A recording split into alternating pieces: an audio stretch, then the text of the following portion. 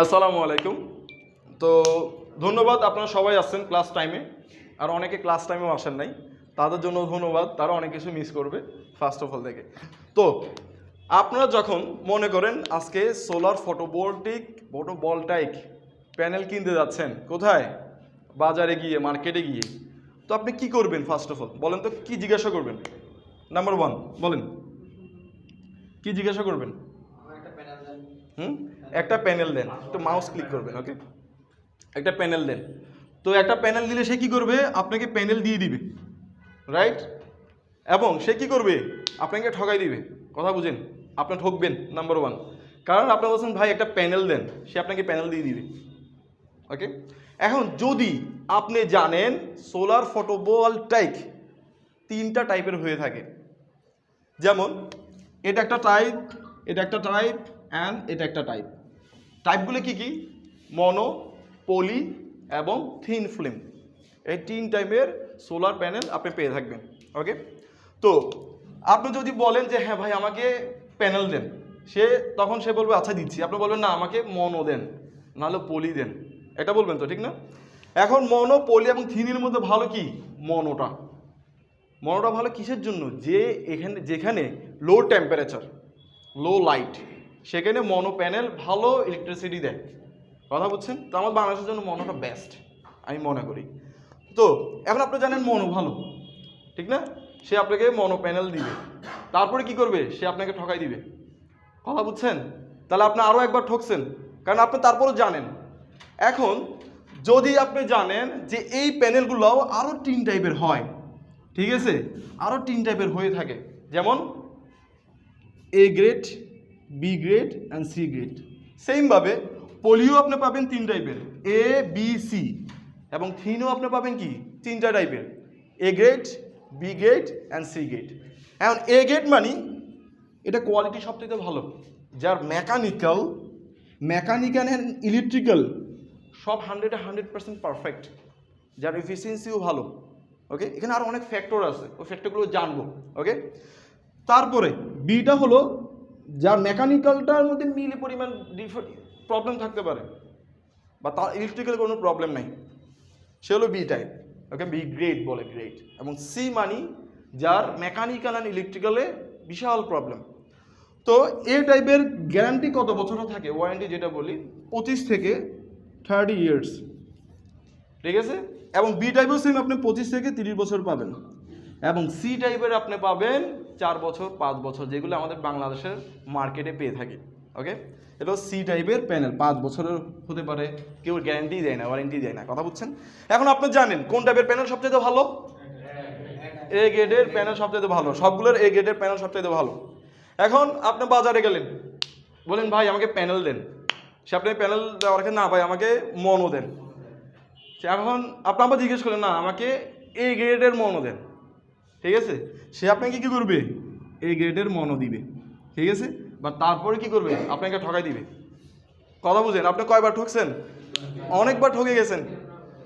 কথা বুঝছেন? এ গ্রেডের প্যানেল তো সবচেয়ে ভালো, ঠকবো কেন? হ্যাঁ, ঠকবো কেন? এ গ্রেডের প্যানেল সবচেয়ে ভালো না, ঠকবো কেন? এ গ্রেডের প্যানেল সবচেয়ে ভালো না, ঠকবো কেন? তো এটা কারণটা হলো এই এ গ্রেডের প্যানেলে দেখবেন, মনে করেন ইয়া ভাইয়ের নাম কি? আপনার নাম? মশিউর ভাইয়ের একটা কোম্পানি, যে কোম্পানিতে আপনি প্যানেল পাবেন এই গ্রেডের একটা প্যানেল পাবেন, ধরেন 300 ওয়াট, এক্সাম্পল 300 ওয়াটের ওয়াট পিকের একটা প্যানেল এই গ্রেডের, ঠিক আছে। একটা প্যানেল পাইছেন, আরও একটা এ গ্রেডের প্যানেল পাইছেন 300 ওয়াট পিকের, আরও একটা এ গ্রেডের প্যানেল পাবেন 300 ওয়াট পিকের, আরও একটা পাবেন 300 ওয়াট পিকের। সবগুলো কি? এ গ্রেড, এ গ্রেড মনো। যদি আপনি দেখেন তাদের প্রাইসটা দেখবেন, এটার প্রাইস দেবেন 70 টাকা, এক্সাম্পল। এটার প্রাইস দেবেন 80 টাকা, এটার প্রাইস দেবেন 90 টাকা, এটার প্রাইস দেবেন 100 টাকা। কেন? সব তো এ গ্রেড প্যানেল।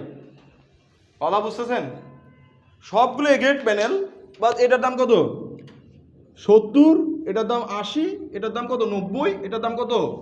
100 টাকা। ডিফারেন্স কেন? সব তো এ গ্রেড প্যানেল না? হ্যাঁ, সব তো ভালো ম্যাটেরিয়াল, ভালো ম্যাটেরিয়াল। ডিফারেন্স কেন? হ্যাঁ হ্যাঁ না, এটা তো সব মশিউর এ গ্রেড প্যানেল, 30 বছর ওয়ারেন্টি আছে। কেন?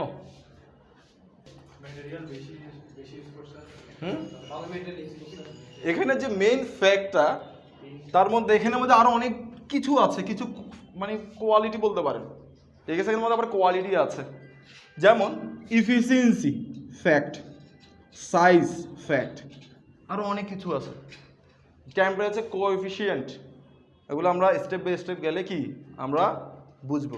তাহলে সে কি করলো, আপনি এটা নিয়ে নেওয়া মানে কি ঠকাই দিবে, মানে বাংলাদেশ মার্কেট আপনি যদি এ গ্রেডের প্যানেলও কিনেন মানে আপনি ঠকবেন, কথা বুঝছেন? যদি আপনি প্রপারলি ডিজাইনিং ভালো না বুঝেন, ক্যালকুলেশন যদি না জানেন, তাহলে আপনি বিশালভাবে ঠকে যাবেন, কথা বুঝতে পারতেছেন? তো এ গ্রেড কিনো কি শান্তি নাই, জানতে হবে, কথা বুঝছেন? এবার আসি এই প্যানেলের, মনো প্যানেলের এখন আরেকটা আপডেট ভার্সন আসছে। সে আপডেট ভার্সন একটা হলো পার্ক, আরেকটা হলো bifacial, park and bifacial mono technology, কথা বুঝেন? তো পার্ক হলো যেখানে আপনি সর্বোচ্চ ইফিসিয়েন্সি পাবেন, কথা বুঝতেছেন? মানে এই প্যানেল থেকে সবচেয়ে হাইয়েস্ট ইফিসিয়েন্সি আপনি এই প্যানেল থেকে পাবেন, ওকে? এবং বাইফেশিয়াল প্যানেলটা হলো যে প্যানেলের আপনি front side and back side থেকে ইলেকট্রিসিটি প্রডিউস করতে পারবেন। মানে কি? মানে প্যানেলটার ফ্রন্ট সাইডে ইলেকট্রিসিটি প্রডিউস হবে এবং ব্যাক সাইডে কীভাবে ইলেকট্রিসিটি প্রডিউস হবে, যে আলোটা রিফ্লেক্ট হয়ে ব্যাক প্যানেলে আসতেছে, কথা বুঝছেন? বাইফেশিয়াল প্যানেলটা হলো যে প্যানেলের ফ্রন্ট সাইড এবং ব্যাক সাইড বোথ সাইডে কি আপনি ইলেকট্রিসিটি প্রডিউস করতে পারবেন। ফ্রন্ট সাইডে মানে আলো পড়লো, ইলেকট্রিসিটি প্রডিউস হলো, ব্যাক সাইডে যে আলোটা রিফ্লেক্ট হলো একটা প্যানেলের মাধ্যমে, হতে পারে গ্রাউন্ডের মাধ্যমে, যে আলোটা অ্যাবজর্ব করবে ব্যাক প্যানেলে, সেই প্যানেলে সেটাও কি করবে, ইলেকট্রিসিটি প্রডিউস করবে, কথা বুঝছেন? তো এই বাইফেশিয়াল যে প্যানেলটা এবং পার্ক প্যানেলটা এগুলো হলো মনোর আপডেট, কথা বুঝছেন? এবং এই প্যানেল থেকে আপনি সর্বোচ্চ 24% ইফিসিয়েন্সি পাবেন, সর্বোচ্চ, ঠিক আছে? তাহলে মনোর মধ্যে আপনি পাবেন, আপনি শুরু হবে ধরেন 15 থেকে আপনি 24%, ওকে? আপনি পলির মধ্যেও পাবেন ধরেন 12 থেকে আপনি পাবেন টোটাল ধরেন 22%।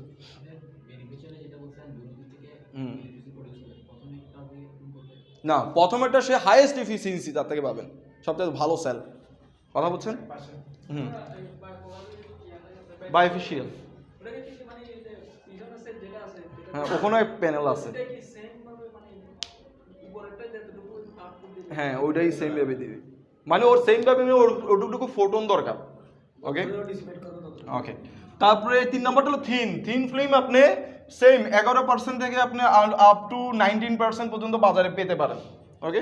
তো আমরা নেক্সট স্লাইডে যাই, এতটুকু ক্লিয়ার। আমরা প্রথম 30-40 মিনিট আমরা ওভারভিউ জানবো, এরপর আমরা ডিজাইন পার্টে যাবো, ওকে? এর তো ওগুলো তো চিনার জন্যই তো আসতেছি আমরা স্টেপ বাই স্টেপ। আমাকে একটা মোছার কিছু দেন, এটা করার আগে একটু নেক্সট স্লাইডে যান, যেতে থাকেন, এগুলো নিয়ে একটু আলোচনা করবো পরে। সোলার ফটোভোল্টাইক সম্পর্কে অল্প একটু জানি, সামনে যান। তো সোলার পিভি সিস্টেমটা কি? সোলার পিভি সিস্টেমটা হলো, আপনি কন্টিনিউ করতে থাকেন, যে সিস্টেম যে কি করে কনভার্ট করে, ওকে, সানলাইট থেকে ইলেকট্রিসিটিতে। কিভাবে কনভার্ট করে সেটা আপনারা যদি সেমিকন্ডাক্টরের সম্পর্কে জানেন ইজিলি বুঝতে পারবেন। নেক্সট স্লাইডে যাই, নেক্সট স্লাইড। এবং তার আউটপুট, সোলার ফটোভোল্টাইক সিস্টেমের ফটোভোল্টাইক, ওকে, এর আউটপুটটা কি? এসি দেয়, ঠিক না? হ্যাঁ, আমরা ডিসি পাবো থেকে, ঠিক আছে? তাহলে আমাদের বাসা বাড়িতে সেটা ইউজ করতে আমরা পারবো না। যদি পারতে হয় তাহলে আমার কি ইউজ করতে হবে? ইনভার্টার ইউজ করতে হবে। এবং আগে স্লাইডে যাই আমি। এবং এখানের এই সিস্টেমে কি কি সুযোগ সুবিধা আছে, অ্যাডভান্টেজ, ওকে? এটা reliable, environmentally friendly energy, provide clean green energy, economically কি ফ্রেন্ডলি এনার্জি, এবং ভেরি এফেক্টিভ এবং লো মেনটেনেন্স। আর এর ডিসঅ্যাডভান্টেজ হলো এটার জন্য কি লাগবে? হাই ইনভেস্টমেন্ট লাগবে, এবং seasonal energy, weather dependent, and use lot of speech, কথা বুঝছেন? এটা ডিসঅ্যাডভান্টেজ হলো এখানে। আর এই সিস্টেমের জন্য আমার কি কি কম্পোনেন্ট লাগবে? ফার্স্ট অফ অল আমার লাগবে PV module, okay, then inverter, external source structure, cable and protective device. তো মডিউলটা কি? যেমন module poly, mono, thin and bifacial, PERC, এই দুটো আমি আলাদা করে রাখছি জাস্ট বোঝার জন্য, ওকে। সেম ইনভার্টারের ক্ষেত্রে আপনি পাবেন grid try, hybrid and of grid, okay. So grid try inverter মানে কি? যে ইনভার্টার গ্রিডের সাথে কানেক্টেড। গ্রিড মানে আমরা কি বুঝি? মানে সরকার থেকে যে লাইনটা আসতেছে, ঠিক না, ওইটাকে আমরা কি বলি? গ্রিড, ওকে। আর হাইব্রিড হলো যে, হাইব্রিডের আগে অফ গ্রিড বলি। অফ গ্রিড হলো যেখানে গ্রিডের সাথে আমার কানেক্ট করতে হবে না, কথা বুঝছেন? গ্রিডের সাথে আমার কানেক্ট করতে হবে না ইনভার্টার, সেটা মানে সেটাকে বলা হয় অফ গ্রিড সিস্টেম। আর যেখানে অফ গ্রিড সিস্টেম ইউজ করা হয় of grid inverter. R hybrid হলো অফ গ্রিড অ্যান্ড গ্রিড ইনভার্টারের সমন্বয়, যে ইনভার্টারটা সেটাকে কি বলা হয়? Hybrid system. সো হাইব্রিড সিস্টেমে যেসব ব্যাকআপ থাকে, যেমন জেনারেটর থাকতে পারে, ব্যাটারিও থাকতে পারে। এবং অফ গ্রিডও ব্যাকআপ হিসেবে কি? ব্যাটারি থাকতে পারে। বাট গ্রিডটাইতে আপনি ব্যাটারি ইউজ করতে পারবেন না, কথা বুঝছেন? মানে সেখানে কি এটা গ্রিডের সাথে কানেক্টেড। যদি চান ব্যাটারি ইউজ করেন সেটাকে হাইব্রিড হয়ে যাবে। গ্রিড বলতে গেলে মানে সরকারের যে লাইন, এই গ্রিড ইনভার্টার সে কি করবে? যে ইলেকট্রিসিটি সোলার প্যানেল থেকে পাচ্ছে, সে এই ইনভার্টার নিবে, নেওয়ার পর সেটাকে এসি করে গ্রিডের মধ্যে সাপ্লাই দিবে, ঠিক আছে? সরকারিভাবে যে এটাই তো আছে, মানে গ্রিডটা তো সরকারি লাইন, গ্রিড তো সরকারি লাইন। এই আমাদের যে বাসবারটা আছে না, এই বাসবারে আমি কি করব? এই গ্রিডের যে, হ্যাঁ, ওগুলো আমি কি ওখানে সাপ্লাই দিব, কথা বুঝতেছেন? আমরা ওখানে সাপ্লাই দিব, ওখান থেকে আমার যতটুকু লোড দরকার ততটুকু লোড আমি পাচ্ছি ইয়া থেকে, সোলার থেকে। যদি মনে করেন আমার লোড বেশি দরকার, তখন সে গ্রিড থেকে টানবে। যখন যদি দরকার না, মানে ধরেন শুক্রবার সব কিছু বন্ধ, আমার লোড চলতেছে না, তখন কি করবে? সে গ্রিডকে সব সাপ্লাই দিবে, সেখান থেকে আপনার টাকা ইনকাম করতে পারবেন, ওকে। তারপরে স্ট্রাকচারের মধ্যে রোফ, গ্রাউন্ড, বিআইপিবি, বিএপিবি, এগুলো আমরা সামনে জানবো। কেবলের মধ্যে যেসব কেবল ইউজ করা হয় এবং প্রোটেক্টিভ ডিভাইসের মধ্যে আমরা জানবো সামনে, ওকে।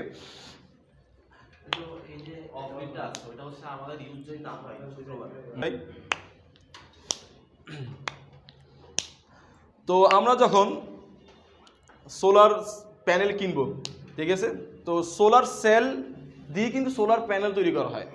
মানে group of cell connected together in series or parallel, তখনই আমি পাচ্ছি কি? একটা সোলার প্যানেল। তো সেলগুলো কি কি টাইপের হয় আমি ফার্স্টে বলছি। একটা হলো মনো, যার আকৃতি দেখতে এরকম, ওকে। এটা কি আকৃতি বলে বলেন তো? হ্যাঁ, বা বেঞ্জিন তো কেমিস্ট্রি, ফিজিক্সের ভাষায় কি বলে? হ্যাক্সাগোনাল টাইপের, ঠিক না? আর পলি প্যানেল আপনি পাবেন কি? এই টাইপের, স্কোয়ার টাইপ বা রেক্টেঙ্গল টাইপ। পলি আর মনোর মধ্যে বিশাল পার্থক্য, সামনে জানবো, আগে আমরা আজকেই জানবো, ওকে। তো মনো প্যানেল, মনো সেল তৈরি করা হয় সিঙ্গেল ক্রিস্টালাইন দিয়ে, কথা বুঝছেন? আর পলি প্যানেল তৈরি হয় বা পলি সেল তৈরি হয় মাল্টি ক্রিস্টালাইন, মানে অনেকগুলো স্লাইসিং সেল একসাথে করে কি করা হয়? একটা পলি সেল তৈরি করে। এবং এই সেলগুলোর সাইজ কতটুকু, ঠিক আছে? টিপিক্যালি দুই ধরনের সাইজ বাজারে পাওয়া যায়। একটা হলো 5 ইঞ্চির, আর এটা হলো কি 6 ইঞ্চির। এটাকে যদি আমি মিলিমিটারে কনভার্ট করি 5 ইঞ্চি, সেটা আসবে কত? 125 ইন্টু 125, কথা বুঝছেন? এখান থেকে যদি আমি মিটারে কনভার্ট করি, মানে মিটার স্কোয়ারে, সেখানে আমি কিন্তু আরেকটা নাম্বার পাবো, ওকে, 0.16। তারপরে এটার আবার একটা সাইজ কি আছে? 6 ইঞ্চি সাইজ, যেটা আমি মিলিমিটারে নিলে এই সাইজ পাবো, আর মিটার স্কোয়ারে নিলে আমি আরেকটা সাইজ পাবো, ওকে। এবং এটা প্রত্যেকটা সেল কত ভোল্টেজ দেয়? প্রত্যেকটা সেল আপনাকে 0.5 ভোল্ট আপনাকে প্রডিউস করবে। এবং electricity depend on the surface area. Irradiance কি, এটা আমরা সামনে জানবো, ওকে। আরেকটা কথা হলো ইফিসিয়েন্সি ডিপেন্ড করবে, সোলার প্যানেলের ইফিসিয়েন্সি ডিপেন্ড করবে সোলার সেলের ইফিসিয়েন্সির উপর, কারণ আমি সেল দিয়ে তো প্যানেলগুলোকে গঠন করতেছি। এবং এখানে আরেকটা ব্যাপার বলি, যে আমি একটা কমপ্লিট একটা সোলার প্যানেল দেখতেছেন, রাইট? তো এখানে দেখতেছেন সবগুলো কিন্তু সেল, রাইট? সবগুলো কিন্তু সেল। তো এই সেলগুলো কি কানেক্টেড কিভাবে? সিরিজেও থাকতে পারে, প্যারালালও থাকতে পারে। আমরা সিরিজ প্যারালাল তো বুঝি, ঠিক না? তো যখন প্যানেল কানেক্টেড থাকবে ইন সিরিজে, বা যখন সেল কানেক্টেড থাকবে ইন সিরিজে, তখন তাকে বলবে সোলার স্ট্রিং। কথা বলছেন, কি বলবে? স্ট্রিং।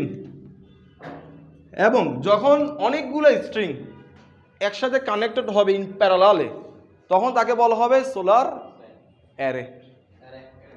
ওকে, অ্যারে। হ্যাঁ, তাহলে অ্যারে। এখন এখানের মধ্যে হতে পারে এ টোটাল একটা প্যানেল, সেলগুলোও একটা সেল স্ট্রিং না, cell string and cell array. Cell string মানে যেখানে গ্রুপ অফ সেল কানেক্টেড থাকবে সিরিজে, সেই টোটাল গ্রুপকে বলা হয় স্ট্রিং। তাহলে এরকম আরও অনেকগুলো গ্রুপ অফ সেল থাকতে পারে না, গ্রুপ অফ স্ট্রিং থাকতে পারে, মানে কি group of string connected in parallel, তাকে বলা হয় অ্যারে। বাট আপনি ইন্টারনেটে আবার অনেক ক্ষেত্রে পাবেন group of string connected in series parallel, তাকেও আবার স্ট্রিং বলে। বা যেটা রিয়েল সেটা কি, আপনি অ্যারে হলো যখন প্যারালালি হয়ে যায় একটা কম্বাইনার, এটা হলো স্ট্রিং। দেখছেন অনেকগুলো প্যানেল কানেক্টেড। হ্যাঁ, না এটা হলো স্ট্রিং। দেখেন স্ট্রিং কেমনে বুঝবো, positive negative, positive negative, positive negative, মানে কি সিরিজে কানেক্টেড না, পজিটিভ নেগেটিভের সাথে পজিটিভ, পজিটিভ নেগেটিভের সাথে পজিটিভ, নেগেটিভের সাথে কি পজিটিভ, এখানে আবার আরেকটা কি পজিটিভ আলাদা হয়ে চলে গেছে। হ্যাঁ, মানে অনেকগুলো সেল যদি সিরিজে কানেক্ট থাকে সেটা সেল স্ট্রিং হবে, আর অনেকগুলো সেল যদি স্ট্রিং হলো না, এরকম কয়েকটা সেল যদি স্ট্রিং সেল যদি কানেক্টেড থাকে প্যারালাল, তখন কি সেল অ্যারে বলবো। এটা হলো কি অ্যারে। দেখছেন তাহলে কি, এটা আমার একটা প্যানেল, এটা একটা প্যানেল, এটা টোটাল একটা string, string number 1, string number 2, string number 3, যখন কানেক্টেড থাকবে প্যারালালে, কথা বুঝেন। আবার অনেক ক্ষেত্রে কি বলা হয় সিরিজ প্যারালাল, সিরিজ প্যারালালেও কানেক্ট থাকলে তাকে কি বলা হয় অ্যারে।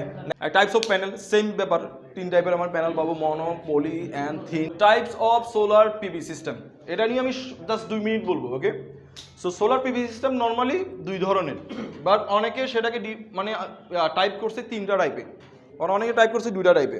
2টা টাইপ মানে একটা টাইপ হলো স্ট্যান্ড অ্যালোন, যেটাকে বলে অফ গ্রিড সিস্টেম, ঠিক আছে, আর একটা হলো গ্রিড টাই সিস্টেম। তো অফ গ্রিড সিস্টেম মানে যে সিস্টেমে মানে গ্রিডের সাথে কোনো কানেকশন নাই, কথা বুঝছেন, তাকে কি বলা হয় স্ট্যান্ড অ্যালোন সিস্টেম, নাহলে কি অফ গ্রিড সিস্টেম।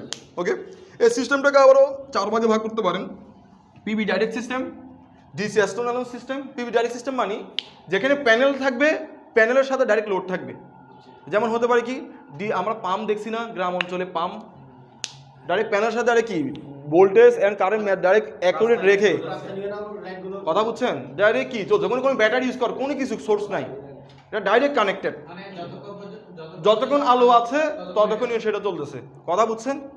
এবং ডিসি এক্সটার্নাল সিস্টেম যেখানে হতে পারে কি আপনার বাসা বাড়ির লাইট ডিসি যে লোডগুলো চলে ওগুলো চালানো যায়, কথা বুঝছে, যেখানে কোনো এসির নাই সেখানে ব্যাটারি ব্যাকআপও থাকতে পারে। তারপর আছে external system with AC load, যেখানে অফ গ্রিড ইনভার্টার আপনার কি করতে হবে, ইউজ করতে হবে। আর external system with backup energy source, যদি আপনি ব্যাকআপ এনার্জি সোর্স হিসেবে কোনো কিছু চান, সেটা ব্যাটারি হতে পারে, অন্য কিছু হতে পারে, সেটাকে আপনি ইউজ করতে পারেন। তার গ্রিডটা সিস্টেম মানে যেটা ডাইরেক্ট কাপড়, যেখানে কি থাকবে সোলার প্যানেল থাকবে, ইনভার্টার থাকবে এবং ডাইরেক্টলি গ্রিডের সাথে কানেক্টেড, ওটা হলো গ্রিড টাই সিস্টেম। আর grid tie system with battery backup system, সেটা হলো হাইব্রিড, যেটা আপনাদের বলছিলাম না, হাইব্রিড সিস্টেম। অনেকে সেটাকে আবার আলাদা করে কি অ্যাড করছে। আর হলো নেট মিটারিং, আর হলো ফিড ইন তারিফ, এগুলো আমরা স্লাইড দেওয়া আছে, স্লাইড দেখলে বুঝবেন। নেট মিটারিং মানে কি, যেখানে আপনার সোলার থেকে কতটুকু আপনি কি ইলেকট্রিসিটি ইউজ করতেছেন, সরকার থেকে কতটুকু ইউজ করতেছেন, সেটা বাই ডাইরেকশনাল একটা মিটার আছে, যে মিটারটা ক্লকওয়াইজও ঘুরে আবার কি অ্যান্টি ক্লকওয়াইজও ঘুরে, কথা বুঝছেন, সেইটাকে বলা হয় কি নেট মিটারিং সিস্টেম। আর ফিড ইন তারিফ, যেটা আমাদের যেটা বলছি, যেটা আমাদের টাকা আমরা সরকার থেকে নিতে পারি, কথা বুঝছেন, যেটা আমি বিক্রি করতে পারি। মাউন্টিং স্ট্রাকচার আমরা নর্মালি 2 ধরনের দেখে থাকি, বাট সেটাকে আপনি চাইলে 4টা ভাগে ভাগ করতে পারেন। একটা হলো গ্রাউন্ড মাউন্টিং, আর একটা হলো কি রোফ মাউন্টিং। এই 2টা স্ট্রাকচার হলো কি সবচাইতে পপুলার, এই 2টা স্ট্রাকচারই কি সব জায়গায় ইউজ করা হয়। মাউন্টিং মানে যেটাকে যেখানে আপনি ইনস্টল করবেন যে স্ট্রাকচারটা, সেটাকে বলা হয় মাউন্টিং। আর বিএপিবি বিআইপিবি সেটাই 2টার মধ্যেই আছে, বা যেটাকে আলাদা করে লেখার কিছু কারণ আছে, আমরা নেক্সট স্লাইডে গেলে বুঝবো। তো গ্রাউন্ড মাউন্টিং আপনি আবার পাবেন কি 2টা টাইপের, একটা স্ট্যান্ডার্ড গ্রাউন্ড মাউন্টিং আর একটা পাবেন পোল মাউন্টিং।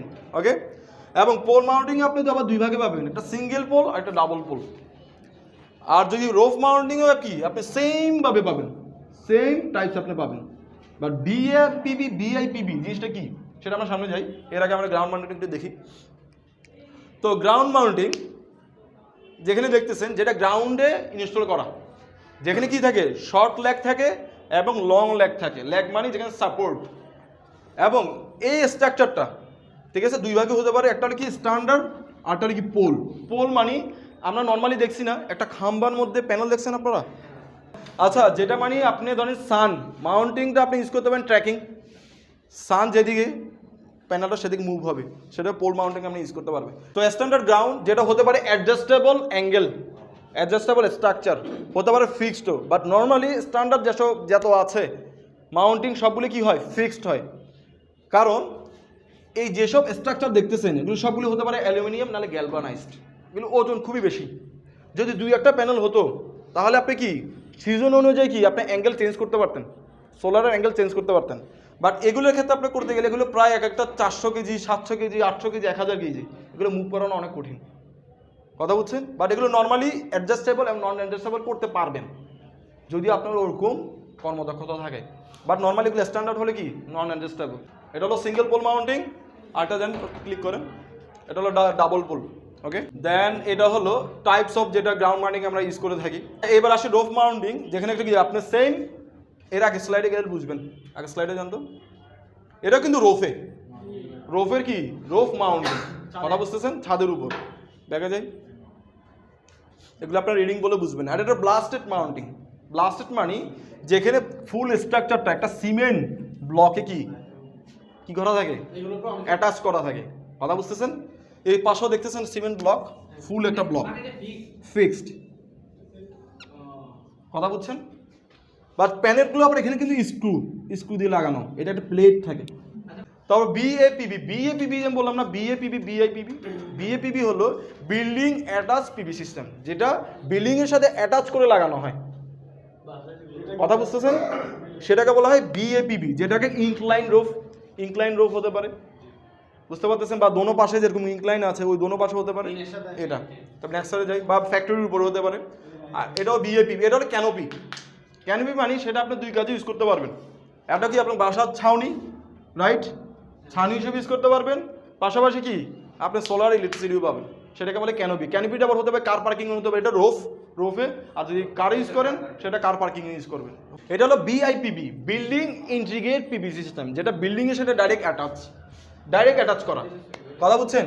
যেমন এখানে ম্যাক্সিমাম যেসব প্যানেলগুলো ইউজ করা হয় সৌন্দর্যের জন্য সেগুলো হলো কি থিন ফিল্ম বুঝছেন, যেটা আমরা আপনার হয়তো যারা আসেন নাই প্রথমে, থিন ফিল্ম, হ্যাঁ এটা পাতলা, খুবই পাতলা, একদম পাতলা, সেগুলো আপনি বিল্ডিং এর সৌন্দর্য বাড়াবে, পাশাপাশি কি আপনি ইলেকট্রিসিটি পাবেন, বাট ওখান থেকে আপনি ভালো এফিসিয়েন্সি পাবেন না।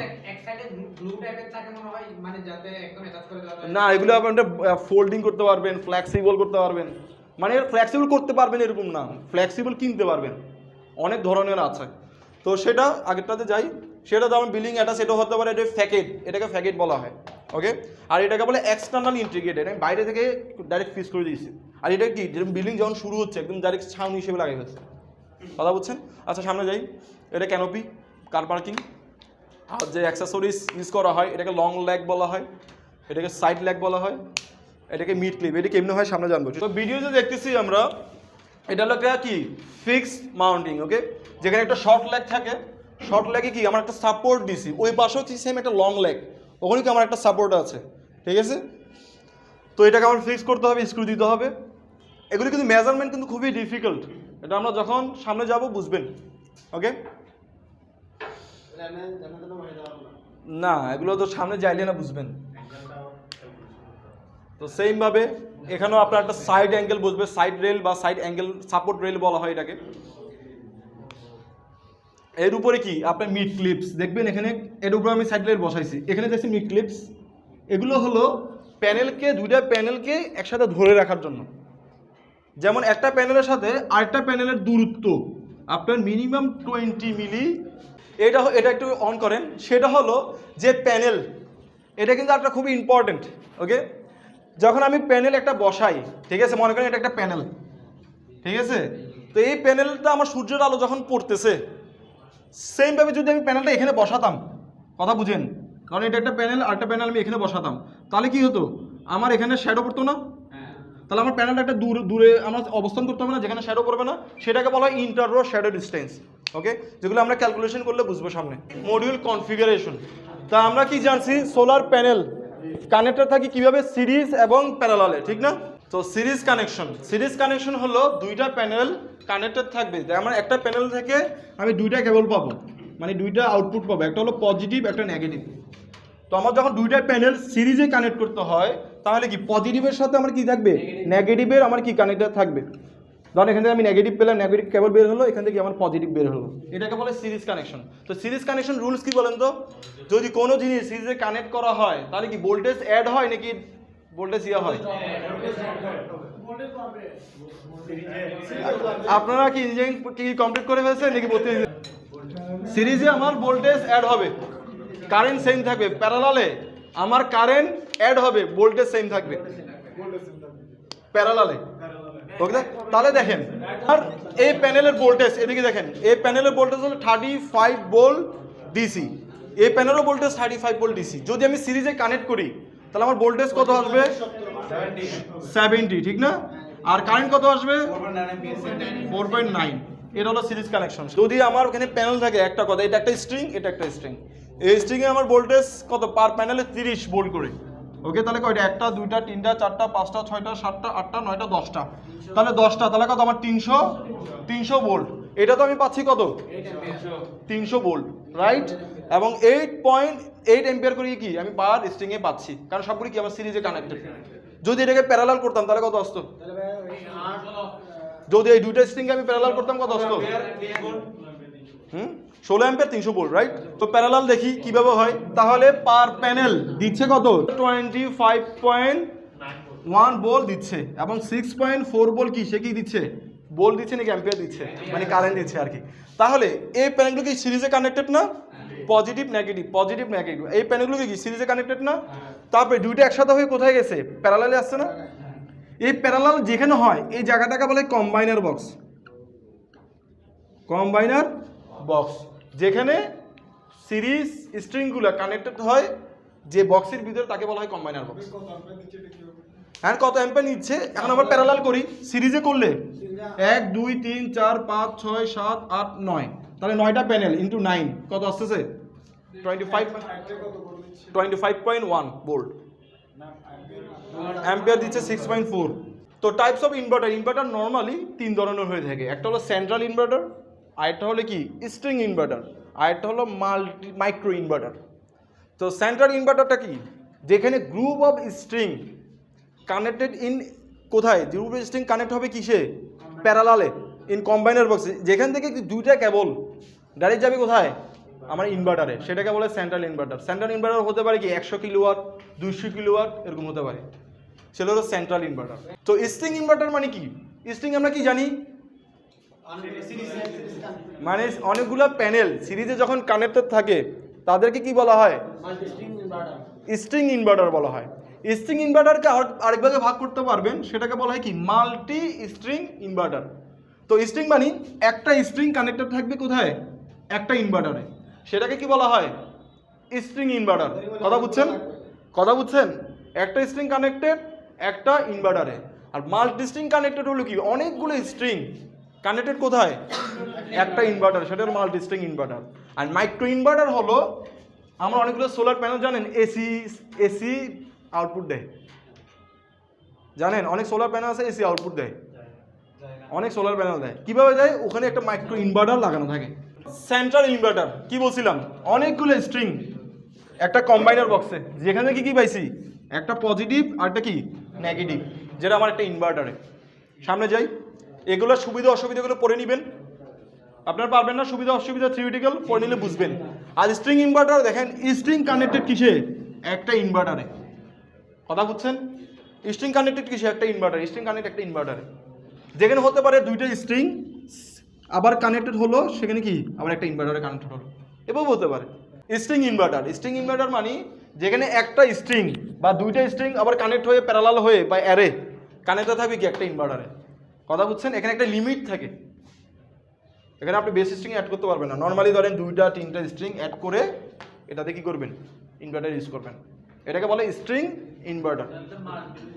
হ্যাঁ, এটা মাল্টি স্ট্রিং। মাল্টি স্ট্রিং হলো ওখানে, এখানে কিন্তু আউটপুট যাচ্ছে একটা পজিটিভ একটা নেগেটিভ, ওখানে মাল্টি স্ট্রিং এ আউটপুট অনেকগুলা। কথা বুঝছেন? হ্যাঁ ইনপুটের উপর ডিপেন্ড করতেছে কত ভোল্টেজ নিতে পারবে, ওরকম হিসাব করে আমার স্ট্রিং বানাই, তারপর কি দিতে হবে, ভোল্টেজে আমার কি ওখানে আউটপুট দিতে হবে। আউটপুট কিন্তু যাবে একটা পজিটিভ একটা নেগেটিভ দিতে হবে। মাল্টি স্ট্রিং দেখছেন এখানে আউটপুট কয়টা, 1টা 2টা 3টা 4টা, হতে পারে 5টা, হতে পারে 20টা, হতে পারে 40টা। কথা বুঝছেন? এই এখানে বলি, এখানে একটা জিনিস হলো এমপিপিটি। স্ট্রিং ইনভার্টার থাকে MPPT, maximum power point tracking. মানে একটা এমপিপিটির আন্ডারে 2টা স্ট্রিং থাকতে পারে, 4টা স্ট্রিং থাকতে পারে, 12টা স্ট্রিং থাকতে পারে। এটা সামনে ক্লাসে গেলে বুঝবেন। মনে করেন আপনি একটা প্রজেক্ট পেলেন, ওকে, এটা কি একটা মাঠ, ঠিক আছে। আপনাকে যদি বলি, আমি কাস্টমার, আপনাকে আমি বললাম যে আপনার এখানে 100 কিলোওয়াট সোলার প্যানেল ইনস্টলেশন করে দেন, 100 কিলোওয়াট। আপনি ফার্স্ট অফ অল কি করবেন? যেমন স্টেপ নাম্বার 1-এ যাই আমরা। ফার্স্ট অফ অল আমাদের যে কাজটা করতে হবে, আমাদের সার্ভে করতে হবে, বুঝতেছেন? আমার সাইডে গিয়ে দেখতে হবে তার লোকেশনটা কেমন। লোকেশন কেন দেখতে হচ্ছে? ওই লোকেশনের আশেপাশে কোনো অবস্ট্রাকল আছে কি না, কোনো অবজেক্ট আছে কি না যার মাধ্যমে আমার শ্যাডো হবে, এবং প্লেসটা আমার কি কংক্রিটের কি না, ঘাসের কি না, নাকি মাটির কি না। এগুলোর কারণে হিউজ লস হয়। কথা বুঝতে পারতেছেন? এগুলো তো জানবো আসতেছে তো না সামনে। তাহলে আমার ফার্স্ট অফ অল যে কাজ করতে হবে, survey the site, then what we have to do, take the consumption report. মানে তার কি কি আছে, লোড আছে, এবং তার ইলেকট্রিসিটি বিল, আমার 12 মাসের ইলেকট্রিসিটি বিল নিতে হবে। ফার্স্ট যে কাজ কি করতে হবে, 12 মাসের ইলেকট্রিসিটি বিল আমার লাগবে, তার প্রতি মাসে কত খরচ হচ্ছে। এটা হলে আপনি ইজিলি জানতে পারবেন যে তার লোড কতটুকু, গ্রীষ্মকালে কতটুকু ইউজ করতেছে এবং শীতকালে কতটুকু ইউজ করতেছে। তারপরে যদি দেখেন তার ওখানে ইউজ করতেছে এসি 6 কিলোওয়াট এক্সাম্পল, ওকে, লাইট ইউজ করতেছে আগের ইনক্যান্ডেসেন্ট যে লাইটগুলো আছে ওগুলো ইউজ করতেছে, একটা লাইট 100 ওয়াট করে। তারপরে দেখতেছেন ফ্যান সব মান্দাত আমলের ইউজ করতেছে, ধরেন ফ্যান ইউজ করতেছে ধরেন 200 ওয়াট এক্সাম্পল, ফ্রিজ ইউজ করতেছে 2 কিলোওয়াট। এখন আপনি যদি তাকে বলেন, যেটা আপনাদের প্রথম থাকবে, টার্গেট থাকবে, তাদেরকে বলবেন আপনার এই জিনিসগুলো সব চেঞ্জ করে ফেলেন। কারণ এখন বাজারে পাওয়া যাচ্ছে এসি 1 কিলোওয়াট 700 ওয়াট 800 ওয়াট, যাতে আপনি সেইভাবে কত প্রায় 5 কিলোওয়াট সেইভাবে 1 ওয়াটের দাম আসে আপনার বাংলাদেশ থেকে কিনতে গেলে 60 থেকে শুরু করে 120 টাকা 1 ওয়াট সোলার প্যানেলের দাম, এ গেট 1 ওয়াট। তাহলে আপনার 6 কিলোওয়াটে কত, 6000 ওয়াট, 6000 ওয়াটে কত টাকা আসতেছে আমার, কত 6000 গুণ 120 না, ধরেন 80 টাকা করে, কত টাকা আসতেছে দেখেন তো, 4,80,000 টাকা আসছে শুধু সোলার প্যানেলের দাম। যদি আমি এটা চেঞ্জ করি তাহলে আমার কত আসছে, 1 কিলোওয়াট ইন্টু 80,000 টাকা। আর এখানে আসতেছে কত, 4,80,000 টাকা, ঠিক না, 4,80,000 টাকা। তাহলে যদি একটা এসির দাম কত হবে, নতুন একটা এসি কিনলাম ধরেন 40,000 টাকা, তাহলে ধরেন 40,000 টাকা তার অ্যাড হলো, তাহলে 1,20,000 টাকা। যদি সে ওটা না করে, ওটা যদি ইউজ করতে হয়, তাহলে কি সোলার প্যানেল বেশি লাগতেছে তার, রাইট? তার খরচ বাড়াবো কেন, খরচ তো কমাবো। এখন কেন কমাইতে হচ্ছে, কারণ তার এই স্পেস যদি না থাকে। তাহলে ভাই আমরা যদি নতুন ঘর বা বিল্ডিং হয় বা নতুন ঘর করি, তাহলে এগুলো কি সোলার প্যানেলের লোড ক্যালকুলেশন করে মাথায় হিসাব রেখে, যদি আপনার টেন্ডেন্সি, আমাদের যদি টেন্ডেন্সি এরকম থাকে আধুনিক, তাহলে আমরা ওভাবে করবো।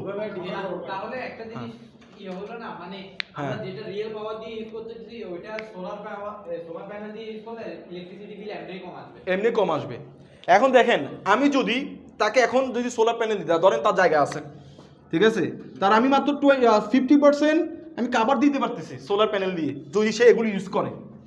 সে যদি এগুলো রিমুভ করে দেয়, আমি 100% কাভার দিতে পারতেছি।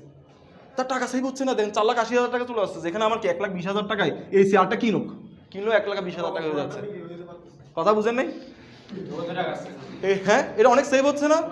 এটা আমার প্রথম টার্গেট থাকবে, মানে আমার কাস্টমারকে বোঝাতে হবে যে আমার energy saving, first of energy সেভিংটা বুঝাতে হবে। সেম লাইট আমি চেঞ্জ করতে পারি না, কারণ এগুলো তো কস্ট বেশি আসবে না, আপনার সোলার ইনভেস্টমেন্টটা তো বেশি। আন্ডারস্ট্যান্ড? হ্যাঁ, অ্যাভেলেবল না, অ্যাভেলেবল আছে মানে একটা এলইডি লাইট, আমি বলি একটা এলইডি লাইট ধরেন লুমেন তো বুঝেন না, আলো। লাইট কখনো ওয়াট দেখে কিনবেন না, লাইট কখনো ওয়াট দেখে কিনবেন না, কত ওয়াটই লাইট দেখে কিনবেন যে কত লুমেন, আলো কতটুকু।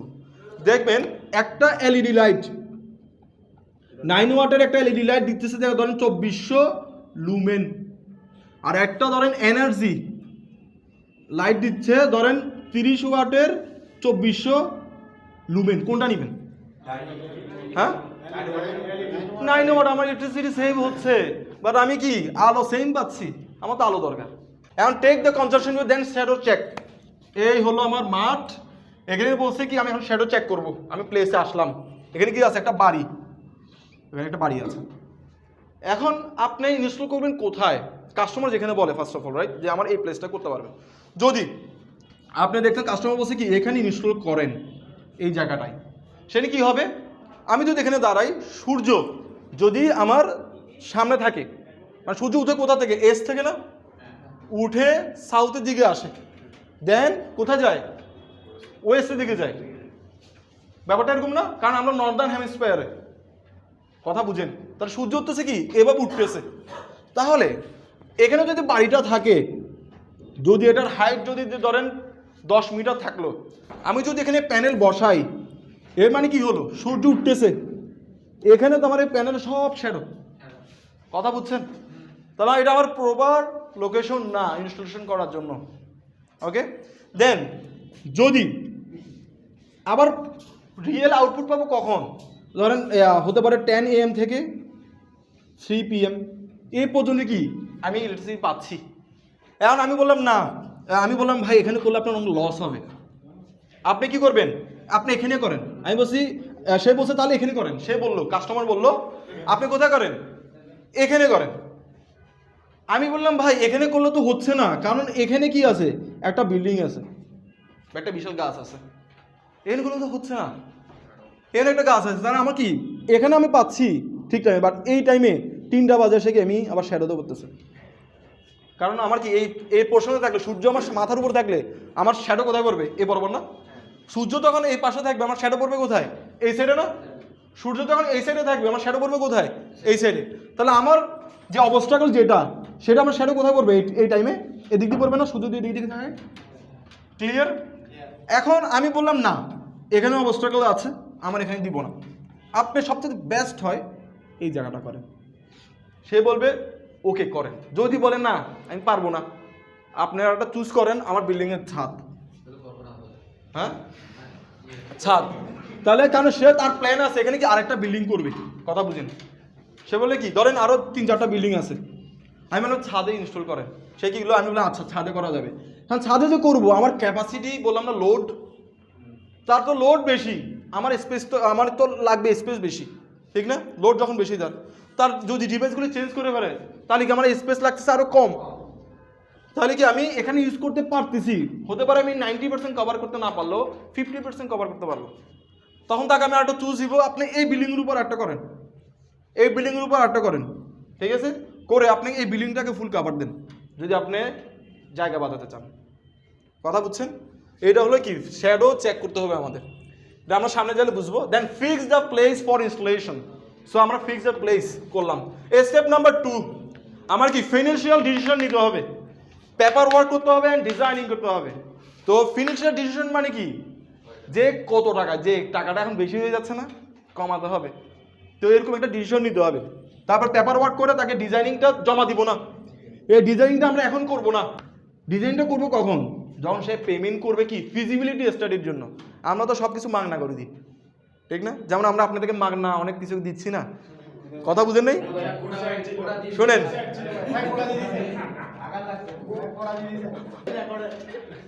এখন ডিজাইনিং আমি জমা দিব না, কারণ আমরা কি সব কিছু টাকা দরকার, ঠিক না? তাহলে আমরা পেপার ওয়ার্ক একটা এস্টিমেট ডিজাইন করে দিব। সে কইলে তাকে তখন তাকে কি দিব, মেইন ডিজাইনিং করে দেখাবো। এস্টিমেট ডিজাইন কি, আমি আপনাকে বলছি এই প্যানেল এগুলো লাগবে, একটা পেপার ওয়ার্কও করলাম। আর মেইন ডিজাইনটা তো আমি এখনো আসি নাই, আপনারা দেখবেন ওই ডিজাইনটা আমরা পরে দিব। এবার আসি অর্ডার দিতে হবে। সব কিছু হয়ে গেল, হয়ে যাওয়ার পর প্যানেল কিনবো, মাউন্টিং কিট মানে সোলার প্যানেলের structure, then power processing equipment যেগুলোর মধ্যে প্রসেস হচ্ছে পাওয়ারগুলো, okay, cable, basic tools for installation, site assessment tools. Site assessment tools মানে কি, যেসব টুল দিয়ে আমি কি কাজ করব। Then balance of the system and mechanical tools আমার লাগবে। আর সোলার সিস্টেমে আপনি যে কোনো একটা সাইট চুজ করবেন, অ্যাজ এ ডিজাইনার হবেন, নাহলে কি ইনস্টলার হবেন। ডিজাইনার হলে শুধু ডিজাইনিং করবেন, ইনস্টলার হলে কি শুধু ইনস্টলেশনের কাজগুলো করবেন। মানে আপনার টিম থাকবে, আপনি একজন বড় কিছু আপনার টিম থাকবে, আপনার সাথে যারা টেকনিশিয়ান বলেন, ইঞ্জিনিয়ার যারা থাকবে তারা কাজ করবে। মেকানিক্যাল খুবই কঠিন ইনস্টলেশন করার ক্ষেত্রে। যেমন এক্সাম্পল, এই একটা প্যানেল না, এই একটা প্যানেল না, দুইটা প্যানেল আমরা একসাথে লাগাচ্ছি। ধরেন একটা স্ট্রিং আমার 20টা প্যানেল, এদিকে দেখেন একটা স্ট্রিংয়ে কয়টা প্যানেল, 20টা প্যানেল। যদি এই প্যানেলের সাথে এই প্যানেল আমি যখন লাগাচ্ছি 20 মিলিমিটার গ্যাপ রাখতে বলছি না, এখানে যেমন মিলি পরিমাণ বেশ কম হয়, আমার প্যানেলটা এভাবে বাঁকা হয়ে যাবে। কথা বুঝছেন? মিলি পরিমাণ বেশ কম হলে, নাহলে এবার আকাশের দিকে উঠে যাবে। সিরিয়াসলি আপনি করতে গেলে বুঝবেন, 5টা করলে হয়তো এইভাবে আসবে, এটুকু আসবে। 10টা যখন করতে যাবে আস্তে আস্তে বড় লাইন হয়ে যাবে। কথা বুঝছেন? উপরের দিকে উঠতেই থাকবে। তো এগুলো খুবই মানে মেকানিক্যাল কাজও খুবই কঠিন। তো আলহামদুলিল্লাহ আমি ডিজাইনিং এবং ইনস্টলেশন দুটোটার মধ্যে ছিলাম। তো অনেক মোটামুটি একটা ইয়া ছিল আমার। তো বাট যেটা হলো একটা চুজ করবেন, তারপর আপনি আরেকটাতে যাবেন। তারপর আসে সিভিল ওয়ার্ক। সিভিল ওয়ার্কের measurement the whole area, find the south কেন? কারণ আমি যদি নর্থ করি, আমি সোলার প্যানেল এদিকে দিয়ে দিলে সূর্য উঠবে এদিক দিয়ে, আমার এদিকে হালকার আলো পাবে 12টা বাজে, নানা সম্ভব পাবে না। কারণ আমার সাউথ যেদিকে, সেদিকে কী করতে হবে, আমার মুখটা ওদিকে দিতে হবে। এটা find the south and install the block, cement block. যদি আপনি কি করেন, ফিক্স মাউন্টিং করেন, গ্রাউন্ড মাউন্টিং করেন, তখন আমার ব্লক লাগবে না, ব্লগে ইনস্টল করবেন। যদি না থাকে তাহলে রোফে করলে তাহলে কি স্ক্রু দিয়ে টিনের সাথে লাগা দিবেন, এভাবে হবে না, ওখানে আরও অনেক প্লেট দিতে হয়। ওকে, নেক্সট স্লাইডে যাই। স্ট্রাকচার, যেমন install the mounting kit according to civil work, then check the mounting kit angle. কেন? এখানে অ্যাঙ্গেলটা খুবই ইম্পর্টেন্ট, সামনে যাইলে পাবো। Pan installation. এবার স্টেপ 7, যা যা কেবল আমার লাগাতে হবে, ডান। এগুলো আমরা পড়ে নেবেন বা সামনে গেলে